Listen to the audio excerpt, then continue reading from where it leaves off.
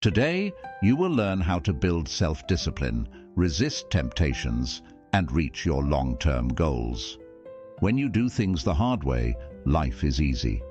The only choices that separate average and great are the ones that are hard. The choice to stop eating bad food and change the way you eat. The choice to give up TV and spend time learning. The choice to follow your dreams instead of following the mainstream idea of success, even if it doesn't make you happy. The choice to fight, even though you're tired and can hardly stand. Self-discipline is the key that will help you make these hard decisions instead of sticking with what's easy and comfortable. A lot of people who only care about short-term pleasures and things that are safe, simple, and comfy never reach their long-term goals. So how do you build self-discipline in your life? How do you say no to short-term benefits so that you can reach your long-term goals? This book can solve those questions. Although I've been a self-disciplined person ever since I can remember, I always seek more information and advice about making myself more effective at resisting temptations. For 2 months, I didn't eat for more than 40 hours. Every day, I took 2 5-minute showers that were very cold. In 12 weeks, I lost more than 30 pounds by following a strict diet. As many as several times, I ran in shorts for 30 minutes in 4 degrees Fahrenheit. I worked out so hard that I could see stars in my head. I put together more than 100,000 words in 1 month, which is enough for a 400-page book. What the hell am I doing? You don't need to worry about the answer. I'm not a masochist, no. In order to see how far my self-control goes, I pushed myself to do that. I have no doubt there's nothing more important to a successful life than to maintain a high level of self-discipline and keep growing on a daily basis. Hence, I challenge myself. After going without food for almost 2 days, I want to see if I can fight the urge to eat or go home when the frigid air makes my legs feel weak. My experiments help me understand myself better and teach me useful things about self-discipline, things that can be applied in everyone's life. Though, don't worry, you don't have to put yourself through my crazy tests, though it wouldn't hurt you. Your willingness to understand how discipline works and applying this knowledge in your life is all you need to change yourself, whether you want to learn how to stick to your new eating pattern or transform your entire life. You'll find out how to do it in the following pages. Many of the tips in this book come from scientific studies that are cited at the end of the book. I chose not to go into depth about each study so that you could get the most out of the book in the least amount of time. I'm not going to give you long, boring, and confusing explanations of why studies were done. Instead, I'm going to give you how. Chapter 1. The Fundamentals of Self-Discipline. The 80-20 principle says that 80% of the results come from 20% of the efforts. In reality, you often need to know just one thing to achieve extraordinary results. Self-discipline is no different. It can also be summed up in one idea: automating the things you do. You don't need any more self-discipline than you have now if you learn how to establish new habits in your life, default actions you take when tempted to lose sight of your long-term goals. Let's say someone offers you a chocolate bar while you're on a diet. Your long-term goal is to get healthy and lose weight, but there's a delicious bomb of sugar right in front of you that makes you want to give in. It's almost like not eating it would kill you. You move around and wiggle, trying to find the strength to say no. The chocolate bar is gone in 2 minutes, if not sooner. What the heck? 1 chocolate bar won't hurt your diet, right? If someone gives you a chocolate bar again, you won't be able to say no. You'll soon give up your diet and start eating normally again because you haven't trained your body to automatically think of chocolate bars when they are offered to you. Now imagine that your actions are run by a computer, following the 80-20 rule and making a new habit a part of your life. When a chocolate bar comes into view, you become aware of your desire for it. Instead of giving in, you see it for what it is: a distraction that will keep you from reaching your long-term goal. You tell yourself that eating a piece of fruit will get rid of the hunger. It all takes only a second and feels like something you do every morning when you wake up. You don't need to exert your self-discipline to do it, do you? Good job. Your automatic behavior has kept you from breaking your goals. Self-discipline starts with habits. It can take anywhere from 18 to 254 days to make a new habit stick. On average, it takes 66 days, or a little more than 2 months, to make a new habit stick. Each day you repeat the behavior you intend to automate. You need less discipline to make it stick. 66 days later, it takes little discipline to maintain the habit. It becomes your automatic behavior.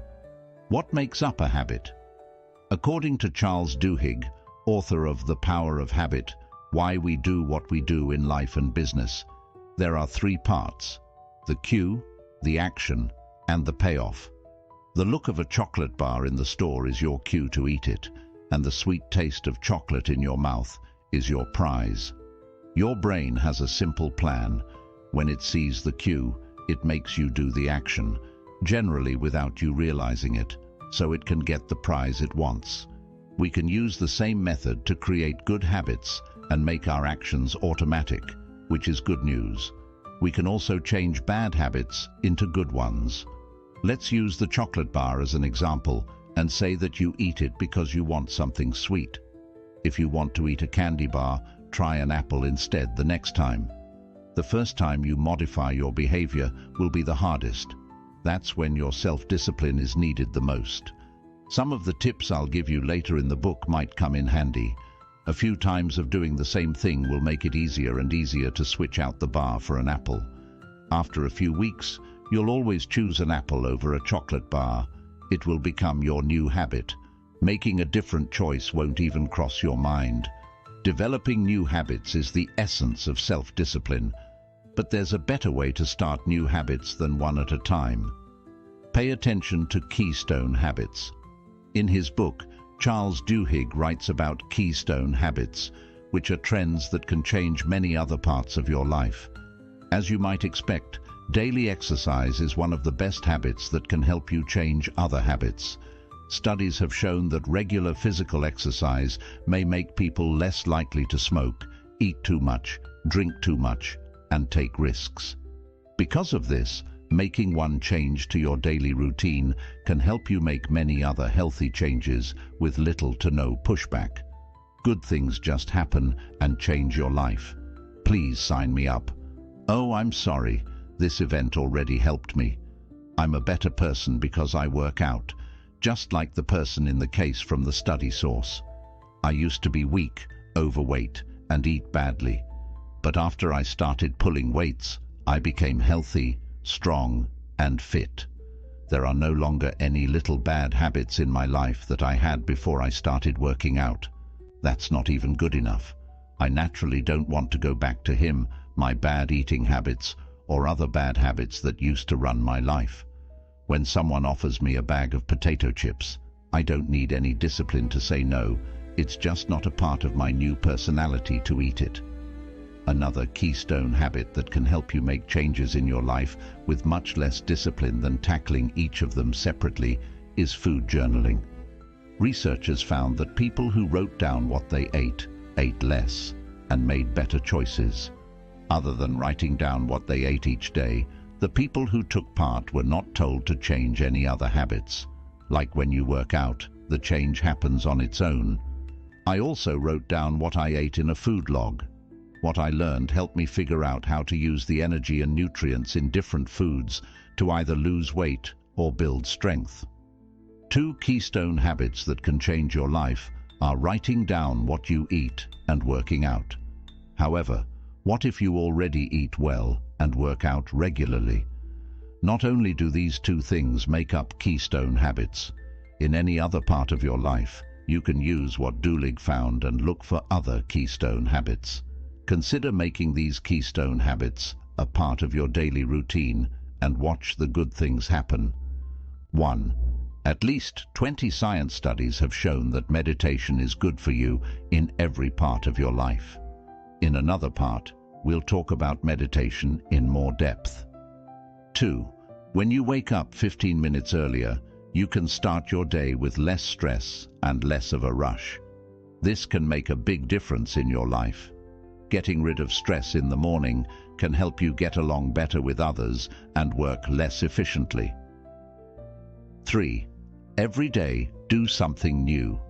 Getting out of your comfort zone and doing things you've never done before will help you meet new people, find new hobbies, and face your fears. 4. Saving money. It doesn't matter what you think about money and happiness. Saving for a couple of months will only make your life better. You'll feel less stressed and safer financially, which will affect other parts of your life. 5. Being thankful for the things you have. Studies have shown that writing down 3 good things that happened each day made people happier over time. Willpower. Is it a resource? In their books, some writers, like Kelly McGonigal and Roy Baumeister, talk about willpower as a limited resource that needs to be controlled. Their results, which are mostly based on Baumeister's work, look interesting. Our drive is like a muscle. We can work it out and make it stronger. Their model says that our self-control is linked to our blood sugar. When it drops, so does our motivation. That is, people who were hungry were more likely to choose bad things. I didn't think it was right. I have a strange eating schedule because I don't eat for 16 to 20 hours a day and only eat between 4 and 8 hours. But even when I'm fasting, I don't just give in to temptations. It helps me understand things better, if anything. As I did study for this book, I came across proof that their advice might be wrong. Robert Kirschbaum and his co-workers don't think the idea that willpower is like glucose in that it can be replenished is likely to be true. A study from Germany backs up what Kirschbaum says, and some studies even show that your motivation doesn't depend on your blood sugar levels, but on whether you think it's restricted. What a mess, huh? I chose to change both points of view when I wrote this book. Without the controversial, get some sugar to restore your self-control, the second most important thing to learn how to live a more disciplined life is to understand how important self-awareness and motivation are, and how they can help you stick to your resolutions, low blood sugar level or not. The basics of self-discipline is what we'll talk about in the second part. Just to review. 1. For most people, it takes 66 days to form a habit. Once you make a certain behavior automatic, you won't have to rely on your self-discipline to keep doing it when presented with a specific cue. It's something you trained yourself to do, so it will happen on its own. It's the simplest way to introduce more discipline into your life. 2. The most useful habits are the ones that are based on keys. Making regular exercise a habit is something you should do if you haven't already. You could meditate, get up earlier, show thanks, save money, or try something new every day if these things aren't already in your schedule. Part 2. What's your why? The most basic definition of self-discipline is the ability to control your urges in order to meet your long-term goals. Your long-term goals are the most important thing here. They are why you say no to quick satisfaction. To keep the promises you made to yourself, having a strong why is second to none. When you feel tempted to give in, remember your why. Let's say you want to lose weight and get fit. That's a good goal, but a piece of chocolate will make you want to give up. This goal isn't clear enough, and it doesn't make me feel strongly about it. The new sentence is, you need to lose 20 pounds by the end of the year so you can fit into your hot red dress or suit or any other favorite piece of clothing that makes you feel good. You'll feel light and young when you wear it, and you'll be in charge of your food and exercise. You'll be happy and healthy. Take a look at that sweet. Should I really give up this strong vision for a quick sugar rush? Instead, take an apple and know that you're still on the right road. One thing is missing from this method, though. Think about your why in great depth for a moment. Pay attention to what you hear, smell, and feel. You should give yourself at least 1 minute to forget about the hunger. When you take it easy, your body will be able to fight the urge again. It's not likely that the choice you make when you're wanting something will be in line with your long-term goals. That is what you can do when you are tempted to give in. However, it's not a good way to keep yourself going every day. Many people think that picturing their goal will help them reach it, but it's more likely to throw them off track. Let's look into why. What's the right way to visualize? Lean B, Pham and Shelley E. Taylor, 2 researchers at UCLA, did an experiment that compared normal visualization, imagining yourself reaching your goal, with sports visualization, which involves picturing how great swimmers like Michael Phelps do it. The results showed that picturing the steps in detail works better than picturing the end result as a single event. Dopamine lets you feel good about yourself without doing any work when you think about the goal. Because of this, you lose the motivation to work hard to meet your goals. How should you visualize your goals to become more disciplined then? In your mind, you see yourself doing each step you need to take to reach your goal. If you want to be healthy, fit, and strong, you probably picture yourself pulling weights and your face getting sweaty. You think about making a tasty and healthy meal. You picture yourself ignoring the hallway full of your favorite snacks and choosing veggies instead. You can see yourself putting on your running shoes instead of watching TV. Even better, it should never come back to your house. You train your mind to get ready for the problems you'll definitely face in real life. The more you think about all the steps you need to take to reach your goal, the easier it will be to make them a natural part of your life. Magic will happen when you shift your focus from events to processes. Choose what you let into your life. According to research, students put things off more when they think the job will be difficult, and less when they think they don't have the skills to do it. How to solve it? Pick and choose what you do in life and focus on the important things. The best jobs are ones that you enjoy and that use your skills. People who want to become more disciplined often mistake self-discipline with making themselves miserable. That's not what self-discipline is about. The only use of increased self-discipline is to help you reach the goals you want to achieve. In other words, no amount of self-discipline will be enough to help you stick to doing things you hate. This is where the matter of choice comes into play. We all only have so much energy and 24 hours in a day. If you try to do too many things at once, you will end up failing at the best of times and hurting yourself in the worst. That's why the first step to introduce more self-discipline into your life is to form keystone habits. A lot of the time, these small actions will cause big changes that will cause even more changes. Next, you should think about how your new goals fit into your overall life plan. Are you doing them because you really think they will make your life better, or because you think that's what you should do? Let me tell you a story from my own life. Like a lot of other kids, when I graduated from high school, my parents told me I should go to college. As they put it, you don't matter if you don't have a degree. Being interested in business is what made me choose business administration as my major. I cared less and less each month. It got harder and harder for me to go to class and study for tests. It would be hard to find a kid who didn't care more than I did. Even though I liked to be perfect, I quit school after less than 2 years. No amount of self-discipline could have helped me keep studying something that can only be taught in the real world.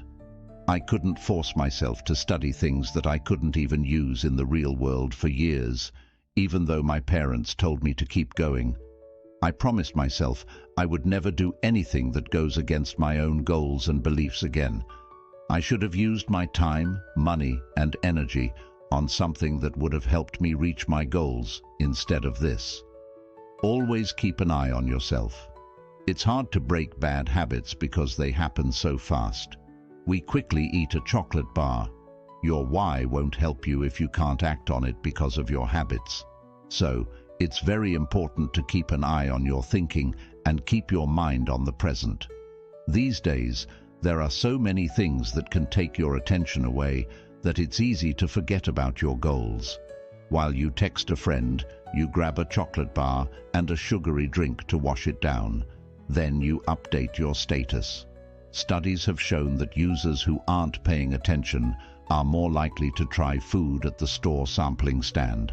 So, they end up buying more things than they planned, and most of the time, they are the exact opposite of what they should have been eating. You can use what this study found in your own life. If being busy makes us more likely to give up, we need to clear our minds and pay attention to our thoughts. If you want to learn how to focus on the present moment, I find that meditation helps. But really, any kind of awareness practice will do. It will be easier to remember your why and stick to your goals if there aren't many things that take your attention away. Think about cutting down on the time you spend on social media to help you connect with the present. I almost never use my phone to check social media, and I only check my email when I need an important answer. I can focus on the present moment better and avoid mindless actions that could hurt my long-term goals now that I have fewer things to confuse me. What makes you why? Just to review. 1. Why you want to reach a certain goal is important and can make or break your plans. If you have a strong why, it will be much easier to say no to pressure. 2. If you feel like giving in to an urge, take a moment to remember why you don't want to. It's an urge to give in to wants. You will be able to stop yourself from messing up your progress if you give yourself a minute or two to think. 3. You can do well with visualization if you do it the way professionals do. You are more likely to keep your promises if you picture yourself taking each and every step along the way to your goal. This is because you are mentally preparing for all the steps you need to take. 4. Pick and choose which goals you want to reach. If your goal doesn't fire you up, no amount of self-discipline will help you achieve it. 5. Stay in the present.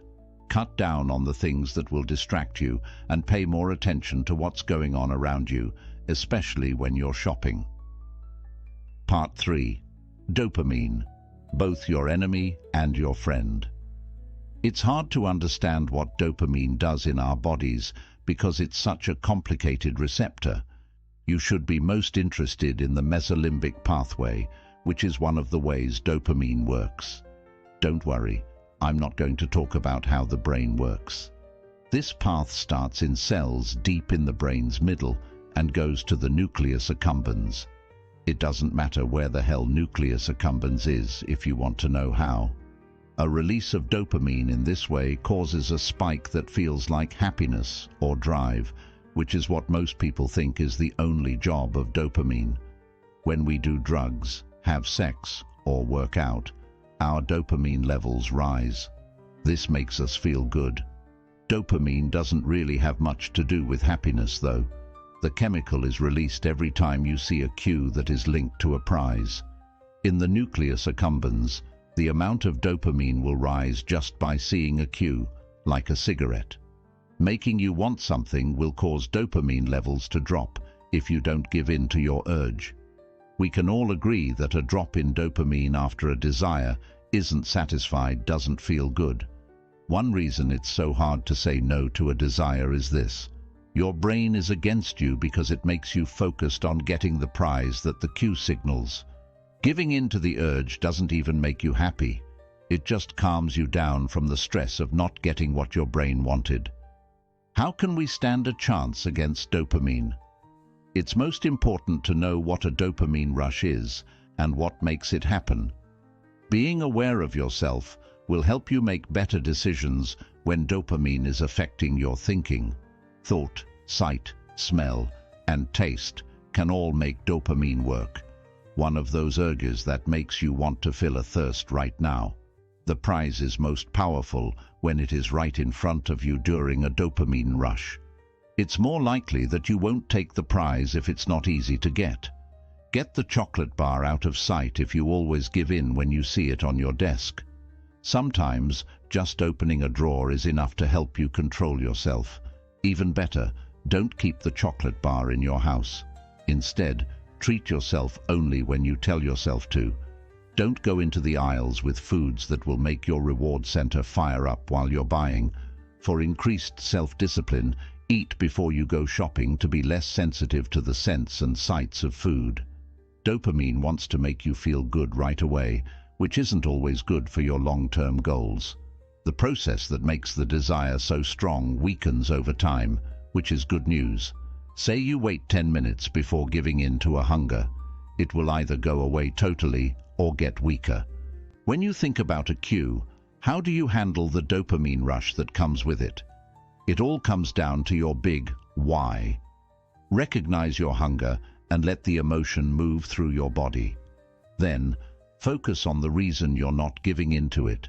Make a short-term prize that shows you're getting closer to your big goal if you can. For example, noticing that you look different when you look at yourself in the mirror. Not a thing you do. Don't worry too much about letting go of the urge. Like telling someone, don't think about a pink elephant. Telling them, don't think about this tasty sweet piece of cake, will make them think about what they want to forget. Dopamine can also be your enemy, but it can also be your friend. No, it's not a bad chemical ready to find another reason to break your long-term goals. Add crazy laughter here. It can also help you change bad habits into good ones. It can also help you develop new habits and make them automated, thus rendering the level of your self-discipline irrelevant, since the behavior will happen with no resistance.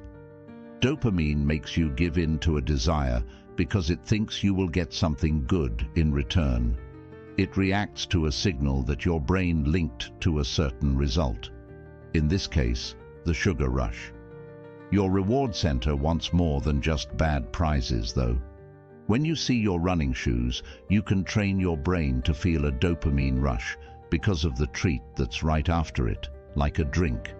This will make you want to go for a jog outside. The best part is that you don't even have to try to control yourself. The chemical dopamine is what drives you to do the thing. The most important thing about dopamine is that it makes you feel pumped up when you can see the payoff.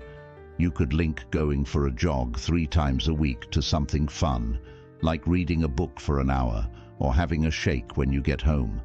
Because putting on running shoes leads to a drink later, your brain will start to link the two. This will help you get off the couch.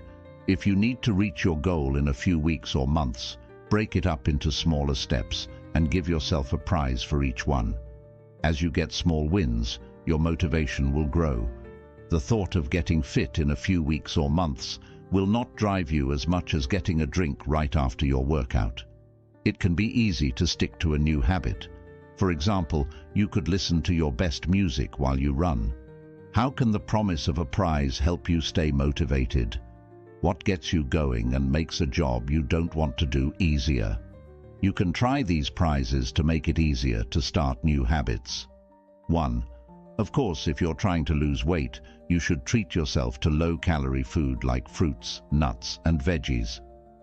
2. Experience. Things don't make us happy for as long as experiences do. As a result, if you want to stick to a budget, promising to go out with your friends is a better way to get yourself to do something than getting a new outfit or tool. 3. Free music. Studies have shown that music makes low to middle-level exercise seem 10% less hard. The thought of listening to your favorite songs while you jog will make it easier for your body to move.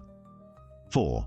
As a break, the Pomodoro technique, which is a popular way to handle your time, breaks down each job into a 25-minute block. This helps you avoid putting things off. Each 25-minute block gives you a 5-minute break. Setting up these breaks ahead of time helps you get to work. The thought of a break gives you a rush of adrenaline and makes you less distracted. 5. A nap. Promise yourself a short nap after finishing a job to get yourself to do it.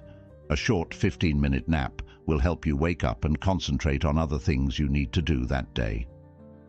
6. Plan. Something fun. Since that dream vacation is still a long way off, a better way to treat yourself is to look through travel magazines or websites and read about possible places to go. One of the best ways to get yourself to finish a job is to plan it out first. 7. To relax, you could get a massage, hold hands with your partner, meditate, visit a spa, or go for a walk. If you know that a stress-relieving treat is waiting for you when you finish a job, you'll be more likely to do it. 8. Novelty. Dopamine reacts to new things. Do something new instead of going to the gym if you find it hard to leave the house. Don't run on a machine, go to a different exercise class, or change your workout. Instead, try climbing a wall. If you have trouble keeping up with your new healthy eating habits, try something new that is still good for you. 9. Variation. Like innovation, variation works in the same way.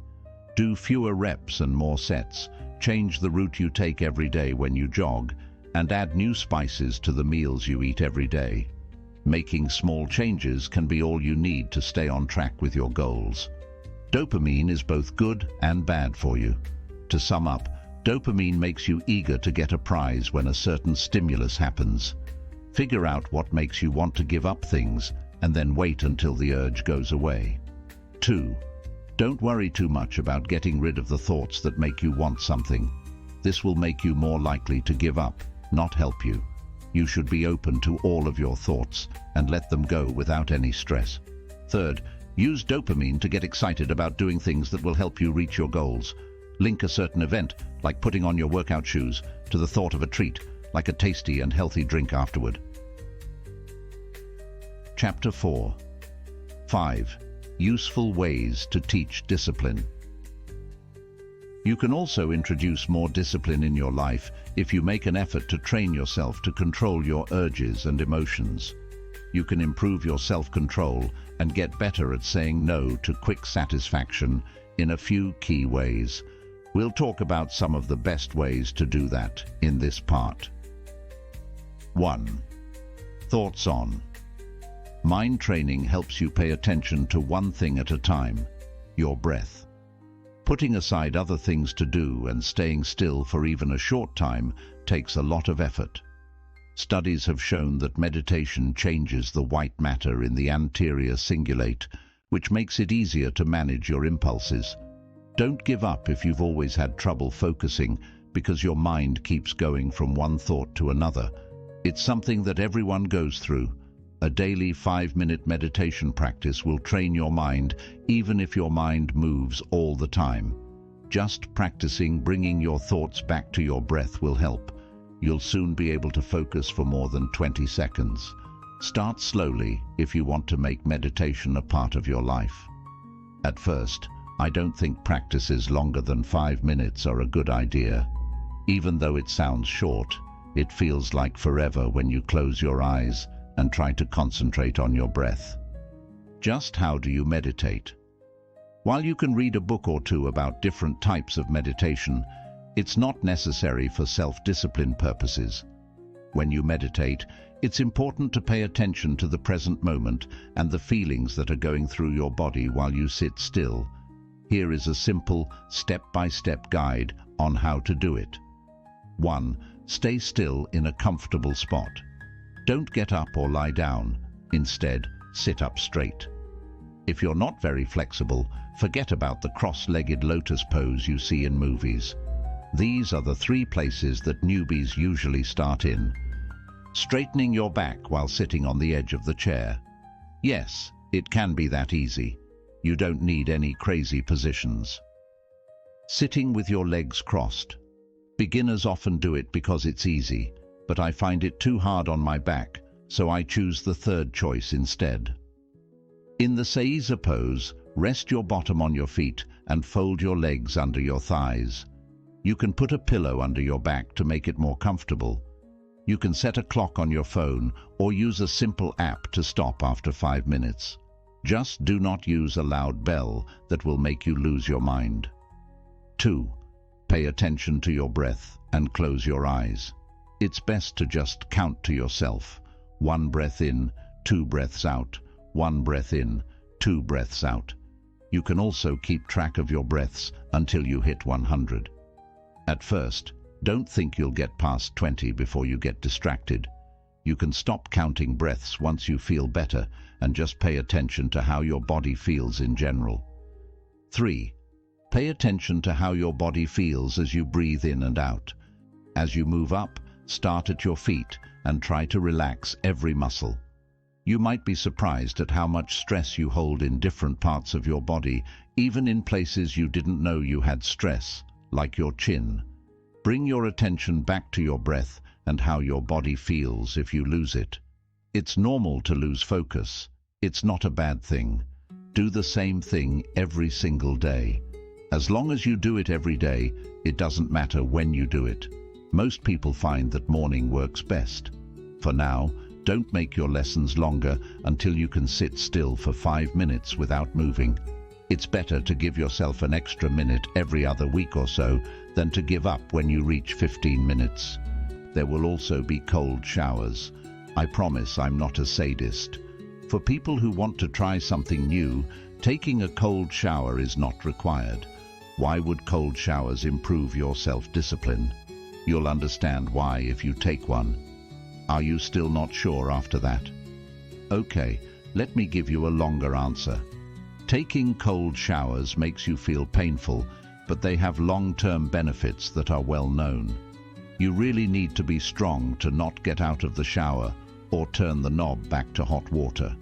For 2 months, I took 5-minute ice-cold showers. They helped me figure out how my self-control works. The first time I took a cold shower, I felt nothing afterward. After taking a few showers, I learned that the worst part was the first 1 to 2 minutes. After the first 60 to 120 seconds were over, the rest of the time wasn't too bad, and sometimes it was even fun. When I was trying to avoid a temptation, I noticed the same thing happening. It was the first 2 minutes that were the hardest. You can feel better knowing that things will get easier after the first 120 seconds. I'm not sure that you need to keep taking cold showers for the rest of your life. After all, we don't build self-discipline to make our lives miserable. However, as a short-term test, it's smart to take cold showers for a week or 2. It'll show you what you can and can't do. It won't be long before you know the difference between "I'm going to freeze" and "I can stand it," or "it's not that bad." You'll soon be able to use what you've learned in other situations, especially when you're working out hard. A lot of adult Muslims fast from the break of dawn until sunset every 9th month of the Islamic lunar cycle. There are people who pray in this way because they want to learn self-control and improve themselves. Abstaining from food works in a similar way as taking cold showers, although it helps you build long-term self-discipline. A 5-minute cold shower is much better for you than fasting for at least 14 to 16 hours. That is, until you get used to the new way of eating. There is always the urge to break the fast and eat. Some people might not be able to handle it, but it doesn't hurt to give it a try and see how it makes you feel. Studies have shown that intermittent fasting is good for the cardiovascular and cerebrovascular systems and may be a good way to eat to keep your brain healthy as you age. It is also a powerful practice to develop self-discipline. Fasting doesn't have to be a normal part of your life, just like taking cold showers doesn't have to be. Even fasting just once a week, for instance, you can stop eating at 6 p.m. one day and resume at 6 p.m. the next day, will help you practice your self-discipline. One more benefit of fasting is that it can help you change how you feel about food and maybe even help you lose weight. You don't have to eat 5 times a day to stay full or lose weight. Fasting also doesn't hurt your mood, sleep, or ability to think clearly. Every single day, I fast for 16 to 20 hours, and it has only made my life better. I'm not as hungry as I used to be. It always cracks me up when my friends die of hunger just a few hours after eating, and I no longer let food drive my routine. I don't always eat until late at night. I really think you should fast at least once in a while. You can skip 1 or 2 meals, not eat at all for a day, or change the way you normally eat for a short time. If you decide it's not for you, you can always go back to your old ways. Let go of small things and keep an eye on yourself. Just like meditation can help you become more disciplined by focusing on the act of breathing, so can little challenges in your everyday life help you become better at self-control. For instance, a lot of people like to slouch. You could be it right now. Throughout the day, make it hard to keep your back straight. For what reason do you often swear when you're stuck in traffic? Don't give in to the urge. Instead, think about something better. Having more self-control will help you deal with your anger better. Whenever you wake up, do you leave your bed not made? Don't leave it unmade. Instead, take 2 minutes to make it look beautiful, as if you were expecting someone to come over. Do you always want to show people they're wrong? Be strong enough to stop doing this, and remember to keep your tongue between your teeth. There are also many online tools and apps that can help you keep track of the little things in your life, like how much you spend, how much time you spend on leisure sites, and how much time you spend watching TV. You can find new tasks that will help you get better at self-control by keeping an eye on yourself. Start with a small thing and get better at managing it. Pick something that is a little harder to control to make it harder. Push yourself to take more control over the little things you do without thinking about them. Go beyond the first sign of tiredness. In 1954, Sir Roger Bannister was the first person to run a mile in less than 4 minutes. In 2000, he said, "It's the brain, not the heart or lungs, that is the critical organ." He meant it. Studies have shown that the first sign of tiredness is a mood, not a sign that your body is done and can't go on. Consequently, you can learn how to exert more self-discipline when you decide to go past the first feeling of fatigue and see how much further you can push yourself. Of course, exercise is the most natural place to use this result. When you go to the gym, don't be afraid to push yourself a little further than you thought you could. It is important to do it safely, though, with the right form and someone to help you. Sometimes I do it at the gym, and it helps me find my real boundaries. I often find that my mind is the only thing stopping me from doing more. When you run long distances, challenge yourself to beat your own record and finish the distance you normally take longer, or go further. Just like when you lift weights, don't hurt yourself. Do not push yourself too far and hurt yourself. Getting past the first sign of tiredness will help you push yourself and make it easier to keep your cool when things get too tough. It's not like you could give in to the urge to eat a chocolate bar if you were able to do 1 more rep with a big bar on your back, even though you were completely exhausted, right? 5 practical ways to train your discipline. Quick recap. 1. Meditation helps you train your self-discipline by forcing you to focus only on your breath. You learn how to stay focused and live in the present time as well. If you want to start relaxing, do short sessions that last 5 minutes. 2. Even though they hurt a lot for the first minute or 2, cold showers can help you deal with problems better. Because of this, you'll feel more in charge. 3. When you really want to give in, fasting, even if you only do it once in a while, will help you control your urges. This book is especially helpful for people who want to change how they feel about food and get better at controlling their cravings. 4. You can take charge of bigger things if you learn how to handle smaller ones. Start by keeping an eye on easy things and then move on to harder ones. Think of it like working out. 5. Push yourself to the limit. 4. Your body reacts to worry by making you feel tired at first, but that doesn't mean you can't go on. Do things that test your self-control to see how much more you can take. 5. Chapter 5. Self-discipline, or its lack, is contagious.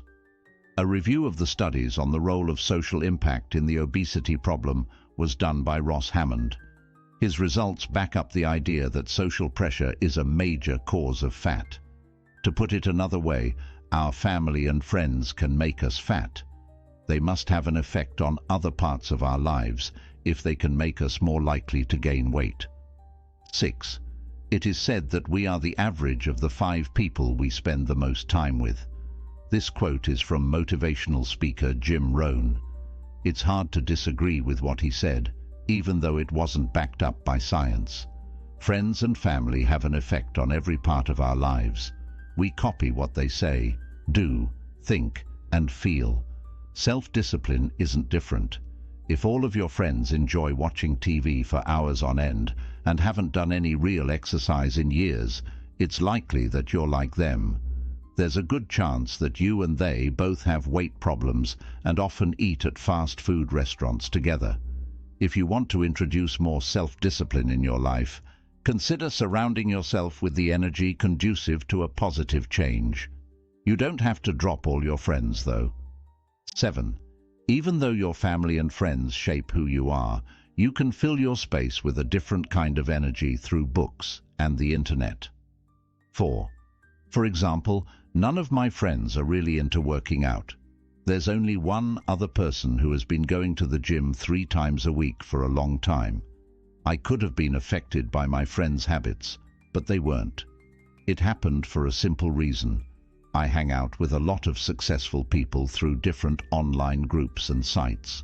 Some of these people are more like my close friends than I am with my close friends, but their positive attitudes inspire me to do better.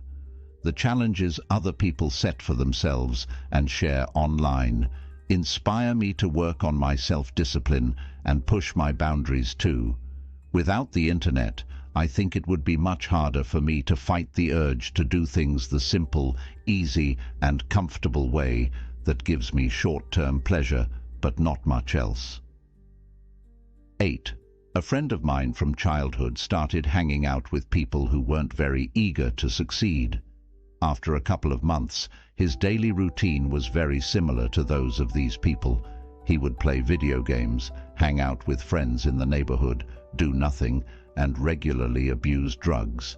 His life only got better after he cut ties with these people a few years later. He got back on track to make positive changes in his life, and his self-discipline improved so much he was able to get rid of most of the bad habits contracted from these people. People who hang out with wolves are said to learn how to howl. Make good friends. 9. The first part talked about the 80-20 rule, which can also be used in our interactions. 80% of the fun you have with other people comes from 20% of your friends. If you think about your friends and family, you can quickly name the person who makes you the happiest. It's likely that people who read this book share your growth-oriented attitude. There are also people on the other end of the scale who make your life worse. You keep meeting with these people even though you don't really like them because it's a bad habit. You know the type. They always have something bad to say. They put the blame on others for everything, and they make fun of you for trying to reach your goals. If you'd like to become more self-disciplined, reduce the amount of time you spend with people who lack discipline. It's easy for their actions to affect you, even if you don't agree with them. 10. Think about this. If you see a lot of French fries on your friend's plate, you might feel like you're doing pretty well with your new diet. It might make you want to break your rule and get fast food too, which would be bad for you and your friend. But if you hang out with people who have habits you want to pick up, they will help you reach your goal. You're more likely to start going to the gym if all of your friends do. 11. Have a self-discipline role model. Not everyone is lucky enough to have a mentor. For those who don't, they have to find their own, usually in books. In either case, though, you can have a person whose traits and habits you want to have. One person I look up to is British multi-millionaire Richard Koch, who is known for writing books about the 80-20 rule. I keep in mind what he would do every time I want to make my life more difficult and aim for quantity over quality. Without realizing it, he's one of my mentors who helps me keep my resolutions and keep going in the direction I set for myself. Who is your self-discipline role model? What kind of values, habits, and traits would you like to have? It doesn't have to be a famous person. Even people in your own family can be great examples. What would this person do if she felt like breaking her promise? If she saw you eating that chocolate bar instead of following your new eating plan, what would she say? 12. Have a self-disciplined partner. If you're trying to form a new habit that one of your friends also wants to introduce in her life, partner up with her to keep each other motivated and accountable.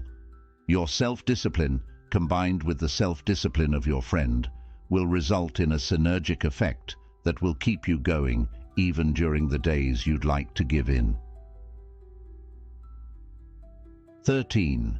Ignore haters.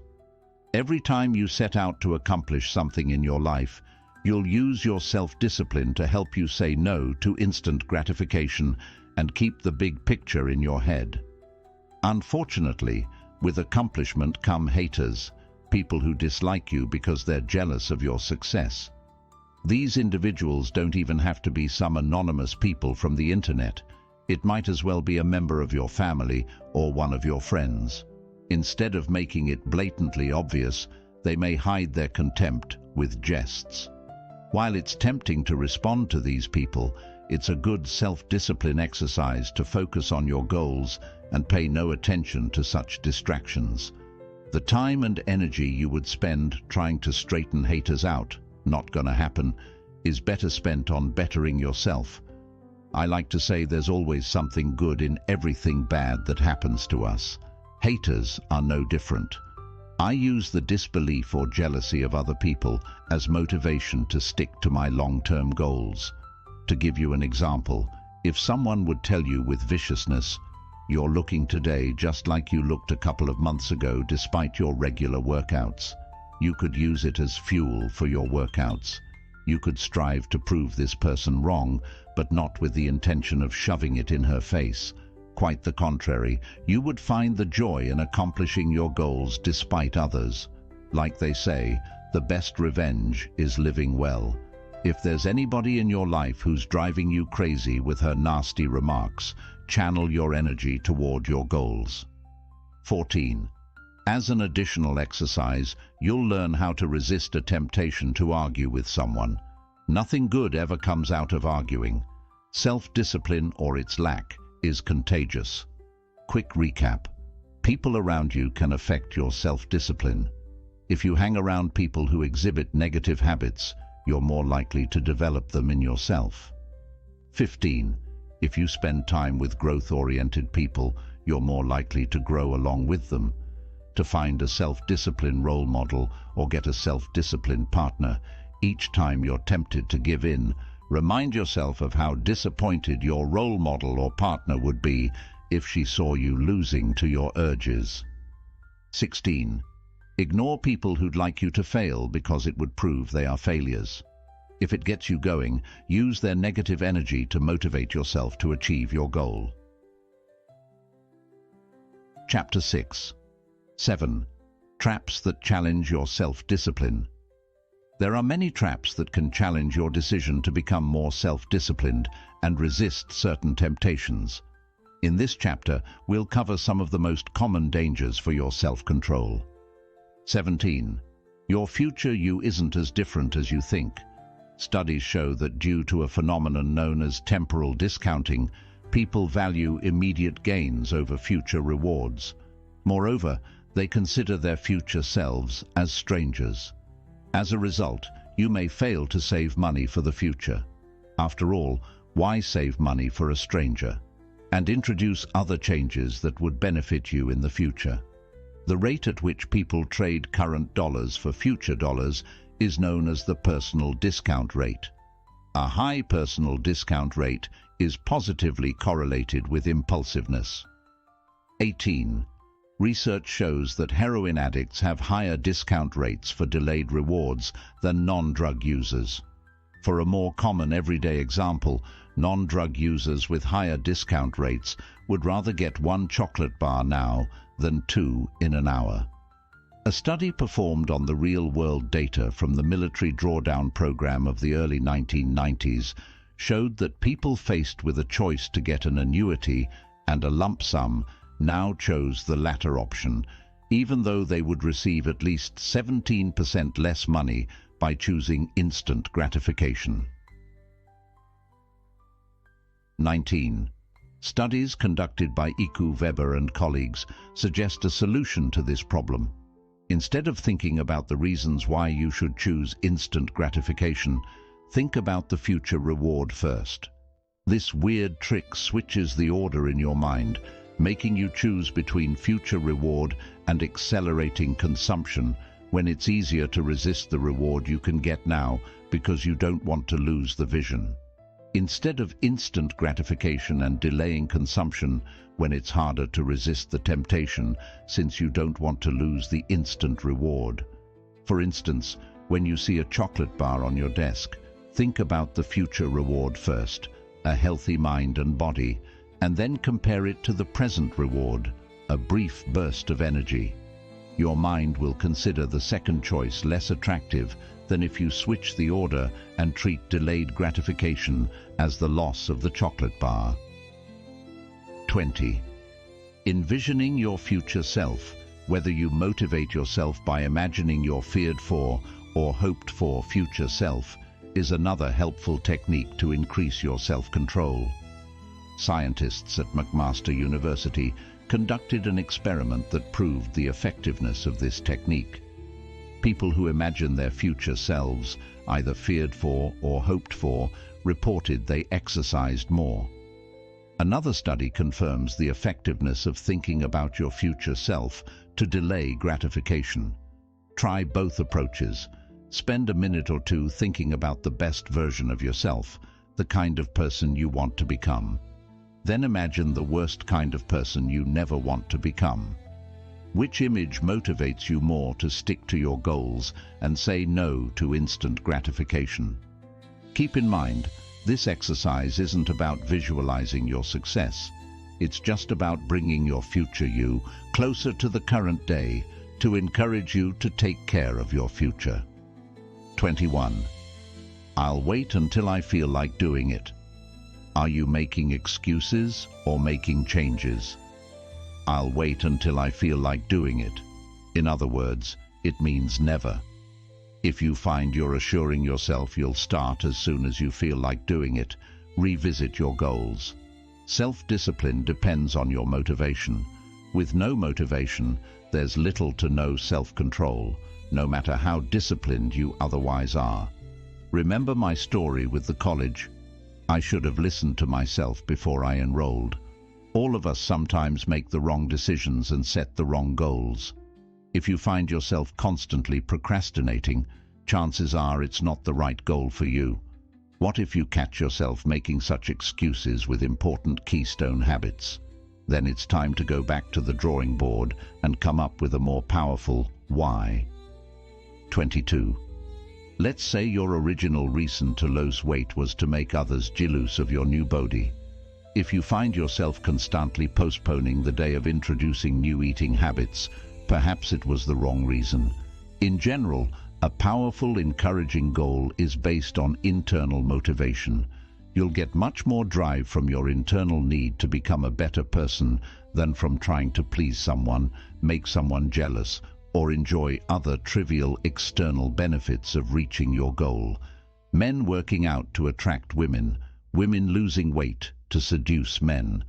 While there's nothing wrong with making trivial motivation a part of your why, your main reason for changes should come from within you, like your own desire to become healthier, stronger, richer, etc. 23. Research conducted in an academic context of motivation suggests that intrinsic personal goals, health, personal growth, affiliation, community contribution, increase both the short-term and long-term persistence of learning than extrinsic personal goals, fame, physical appearance, financial success. Come up with a strong why that will keep you going when the first rush of motivation goes away. replaced by the hard reality where success requires stick-to-itiveness, even when it rains, even when you don't feel like doing it, even when you'd rather stick to your old habits and give in to your temptations. 24. False hope syndrome. False hope syndrome refers to a behavior of setting unrealistic expectations about the speed, amount, ease, and consequences of the changes you'll make in your life. It's sort of like a vicious cycle. People who fall victim to this syndrome make frequent attempts to change themselves, yet fail each time because they set impossible goals. The first part of the change, making the decision to make a change and setting an unrealistic goal, gives you a powerful boost of hope that makes you feel good. It's typical instant gratification. You haven't achieved anything, but you already feel like you're on top of the world or just an inch from reaching it. 25. False hope syndrome makes you come up with unrealistic goals because you're overexcited about reaching them. People say, "I can lose on average 2 to 3 pounds a week. To hell with it, let's make it 10 pounds. I'll be slim and sexy in 3 weeks." No entrepreneur succeeded with her first business idea, right? "I'll be a multi-millionaire in a year. There's a limit on how much muscle my body can take on in a week." Nah, that's some nonsense. "I'll gain 30 pounds in 6 weeks, like this guy from the app." Each of these examples sets the person up for failure. Once they start making actual changes with a clear mind, they will notice how difficult their goal is and how unlikely it is to achieve it. The delusion quickly turns to resignation, which leads to breaking their resolutions, and just like that, they're back to square one. 26. While trying again and again is worth applauding, it's a foolish thing to keep giving in due to the same cause. The next time you're setting your goals, and especially if they're related to something you have little idea about, set your mind on the action steps you need to take to reach your goal. And although dreaming big is an admirable quality, find out what average people achieve and adjust your goals accordingly. Thanks to this simple change in your attitude, you won't get discouraged by not reaching your unrealistic expectations. 27. Decision fatigue. A study conducted on judges uncovered a disturbing finding. When judges were tired of making repeated rulings, they tended to stick to the status quo. More specifically, the percentage of favorable rulings dropped gradually from 65% to nearly zero within each decision session and returned to 65% after a short break. A study on making choices and self-control demonstrated that making several choices led to reduced self-control, exhibited among others by reduced persistence and increased procrastination. President Obama once said in an interview, "You'll see I wear only grey or blue suits. I'm trying to pare down decisions. I don't want to make decisions about what I'm eating or wearing because I have too many other decisions to make."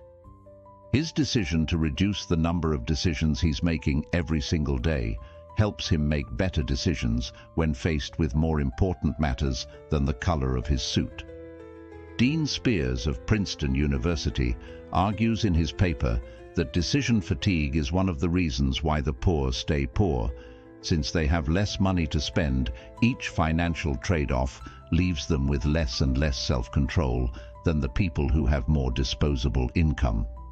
By the time the poor are at the cash register, they can't resist buying a snack or other products displayed there, thus spending more money than they intended. Studies also show that decision fatigue can lead to decision avoidance.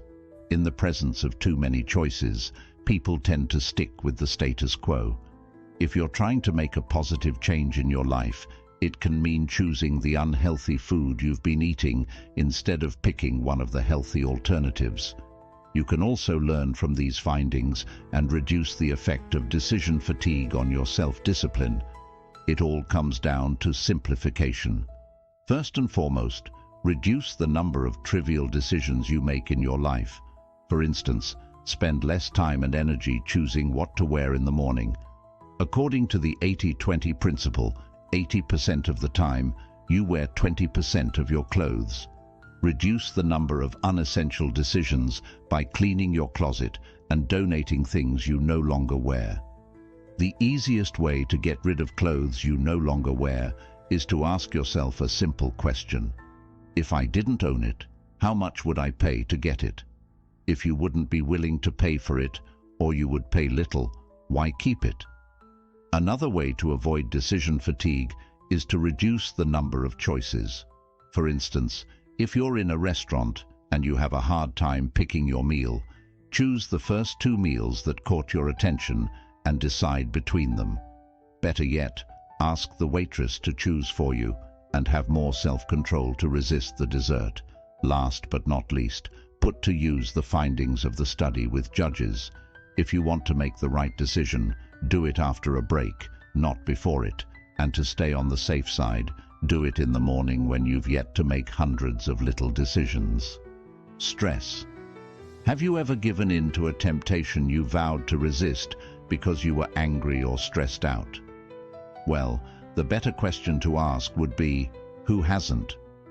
An Australian study on students shows that stress depletes willpower. Students who are stressed because of exams reported an increase in smoking and caffeine consumption. Their diet and sleep deteriorated. They struggled with controlling their emotions, exercised less, paid less attention to household chores and self-care habits. They also cared less about commitments and spending. The moment your mood goes sour, your brain starts searching for a solution to make you feel better. Usually it means looking for an easy way to get a reward, and so you turn to the very thing you want to avoid. Dopamine-releasing activities such as eating, drinking, smoking, shopping, surfing the internet, playing video games, and so on. Most people underestimate the effect of stress on their lives. Everything goes well until it doesn't. Your body breaks down, and you're left with no power to face daily tasks, let alone exert self-control to better yourself. Since physical activity is one of the best ways to reduce the level of stress, it should be the first keystone habit to introduce in your life. If you already exercise on a regular basis, here are a few more ways to reduce your stress. 1. Read a book.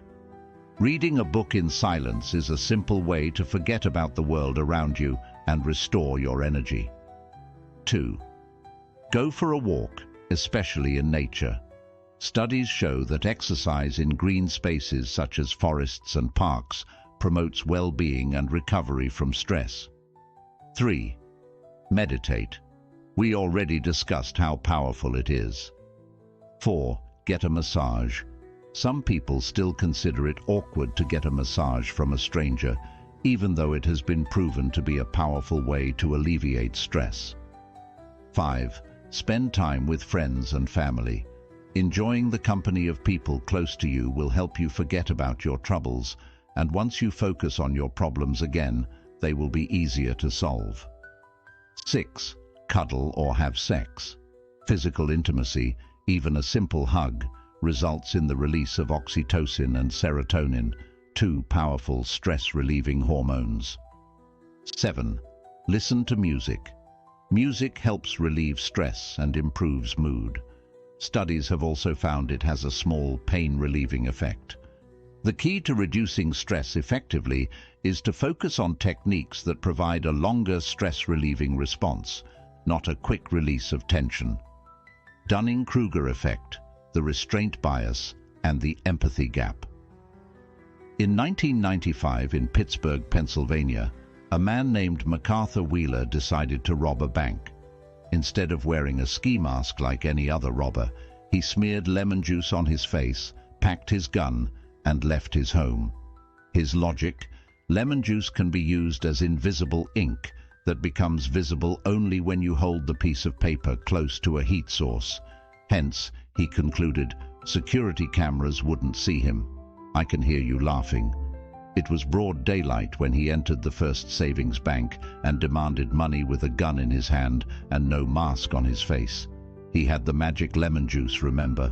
Then he proceeded to rob another bank a few hours later. The police watched the surveillance tapes from the banks and decided to show the robber's face on the evening news. An hour later, an informant identified MacArthur Wheeler when he saw the police on his doorstep. A surprised Wheeler said, "But I wore the juice." Seriously, you can't make this stuff up. Wheeler's genius robbery inspired two scientists from Cornell University, David Dunning and Justin Kruger, to research incompetence and inflated self-assessments.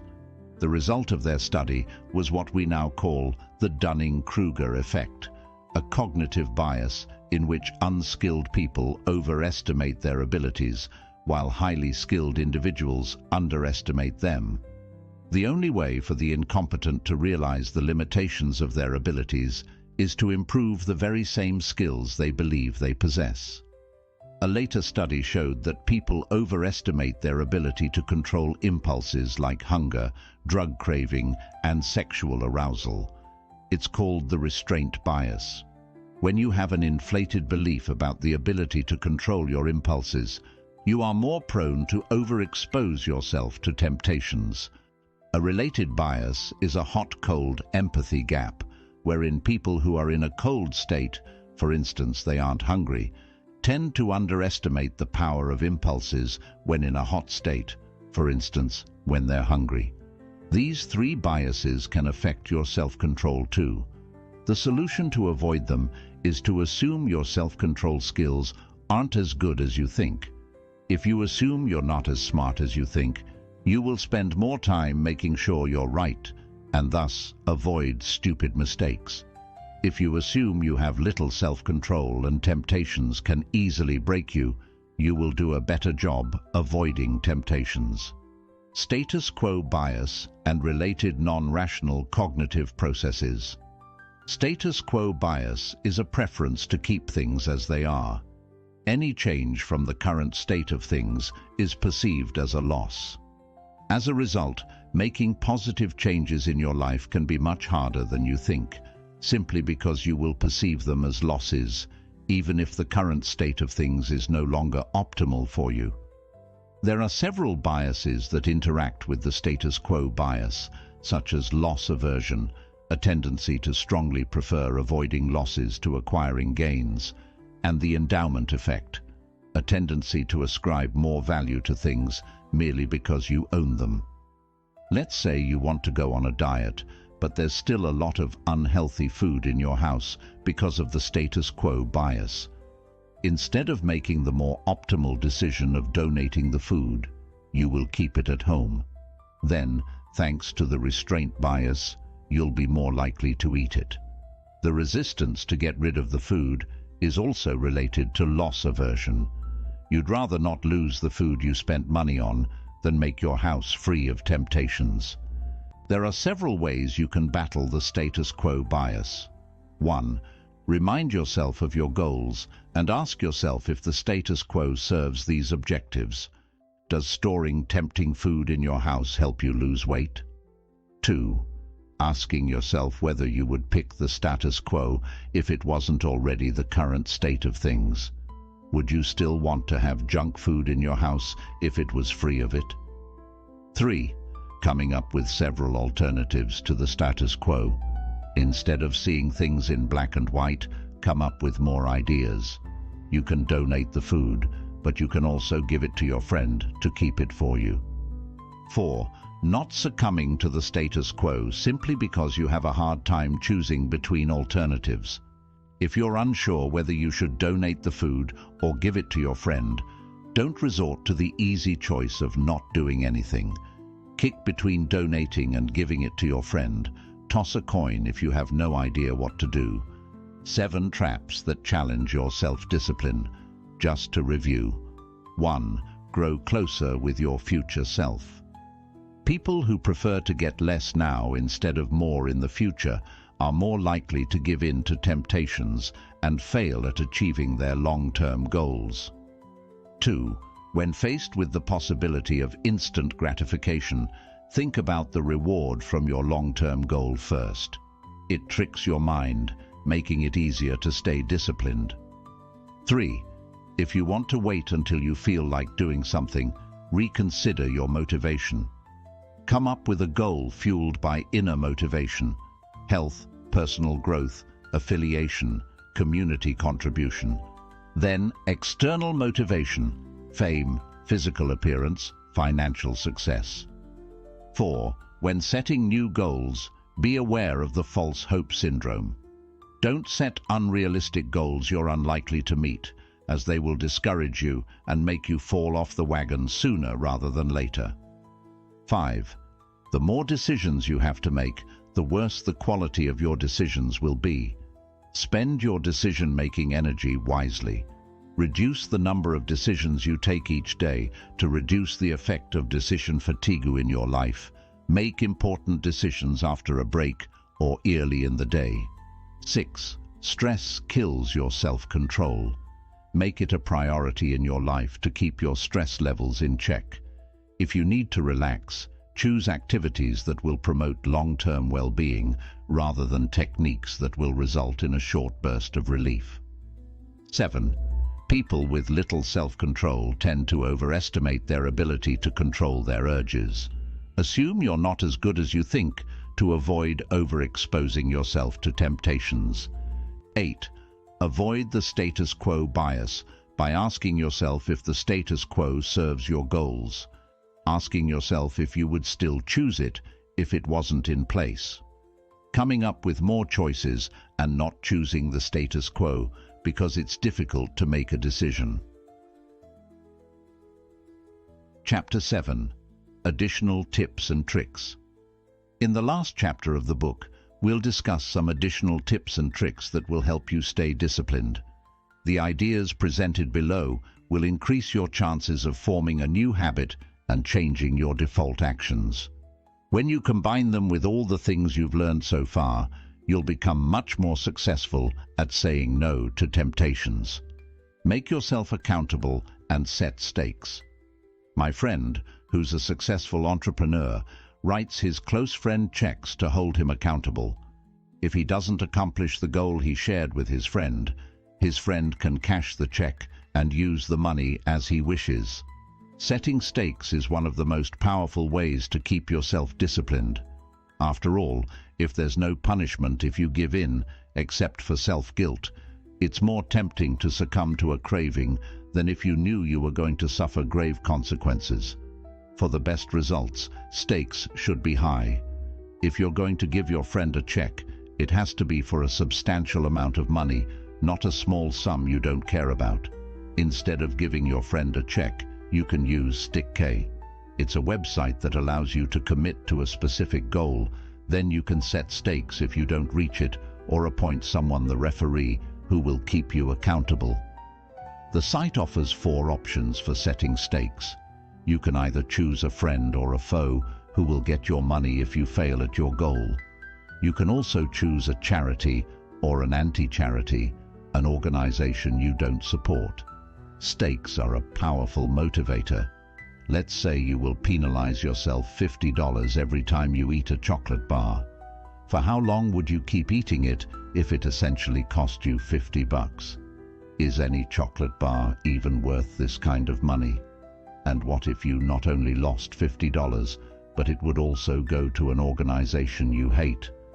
A special kind of setting stakes is buying a gym membership for a year up front, or paying up front for anything else that will help you achieve your long-term goal.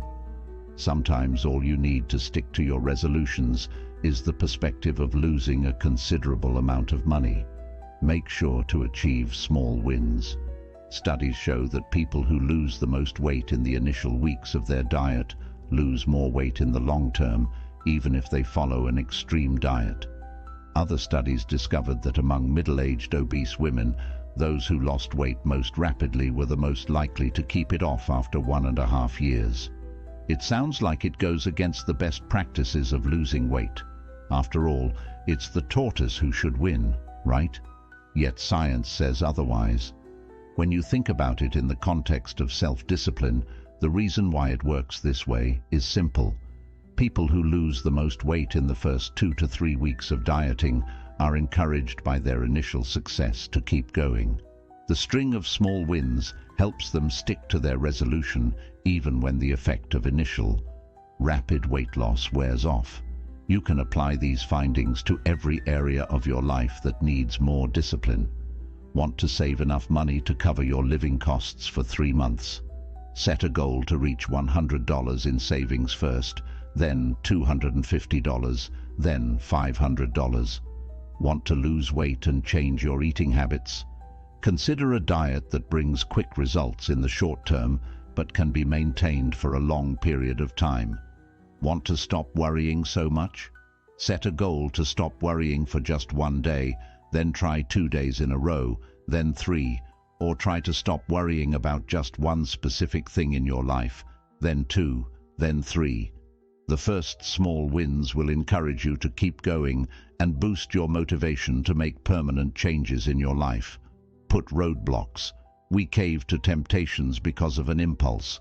1 second we see a chocolate bar, the next second it's in our mouth. We see a discounted item we don't need, and then we find ourselves paying for it at the cash register. If you're an impulsive person, put roadblocks that will serve the role of your self-discipline. For instance, if you have a habit of buying discounted things just because they're discounted, don't carry a credit card with you. Replace it with a small amount of cash.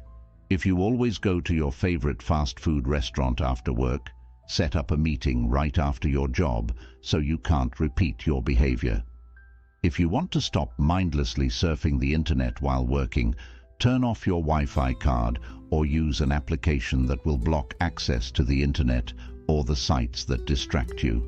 Make choices before they become emotional. Prevention is the best medicine, and so is planning for your temptations. If you're always hungry at 3 p.m., pack a healthy lunch instead of grabbing your spare cash and getting a chocolate bar from a vending machine. If you want to stop arguing with other people, know a person who always drives you crazy. Come up with a plan to avoid this person. When you plan for situations that can challenge your self-discipline too much, you reduce the risk of giving in to a temptation. Consequently, you prevent cravings instead of fighting against them. Schedule indulgences. Tim Ferriss is the author of the wildly popular fitness book, The 4-Hour Body.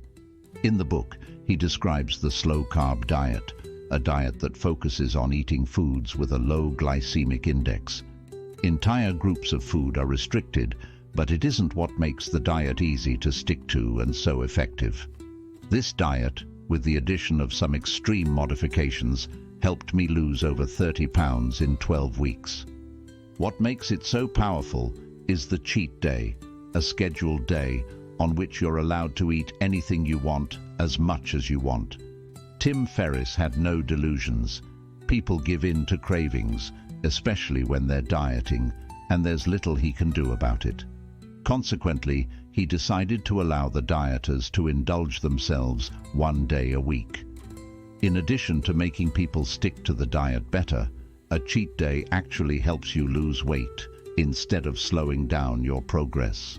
Just like it's easier to work for 25 minutes if you know there's a 5-minute break coming soon, so is dieting more bearable when you know that in 6 days you'll be allowed to stuff yourself with whatever you want.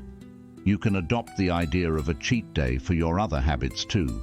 For instance, if you want to exercise more, schedule 1 day per week that you can spend at home with 0 physical activity. You don't necessarily have to follow through, but it will be a powerful boost to know that you can. If you want to start a new business and work on it every single day before or after work, set 1 day per week that is free of any kind of work. No matter what your habit is, you can find a way to give yourself a short break that won't ruin your progress. In most cases, the result will be the total opposite. You will be more motivated to keep going. Tying habits together, as we already explored in the first chapter, habits will help you automate your behaviors and introduce changes in your life without exerting huge amounts of self-control. What I didn't mention in the first chapter, though, is the idea that you can combine your existing habits with new good ones. For instance, if you always brush your teeth right after you wake up, associate the act of brushing your teeth with a short meditation session afterward. Once you establish a new pattern, brushing teeth will remind you of the meditation. When you establish the habit of meditating after brushing your teeth, you can add another good habit on top of these two habits. Say writing down 3 things you're grateful for. Stacking habits on top of the existing ones is easier than coming up with completely new cues and routines, and will help you form habits with more ease. Just get it going. Best-selling author Jack Canfield once said, "You don't have to get it perfect, you just have to get it going." When you feel overwhelmed and ready to give up, tell yourself you'll try something for just 5 minutes, and then you can stop. When you start, in 5 minutes pass, more often than not, you'll want to keep going. What's hard is starting, not continuing. Once you get it going, for instance, if you introduced a habit to exercise for 30 minutes 3 times per week, tell yourself you'll put your running shoes on and go for a quick 5-minute jog around the block. If you can't force yourself to go to the gym, tell yourself you will only perform 1 exercise and then you can go home. If you have a hard time meditating, tell yourself you'll only meditate for 1 minute. Make the act of starting as painless as possible. Once you overcome the initial resistance, you should find it much easier to keep going. 7 additional tips and tricks to stay disciplined. Quick recap. 1. Making yourself accountable and setting stakes are 2 powerful ways to get external motivation to stick to your goals. Come up with a punishment for breaking your resolutions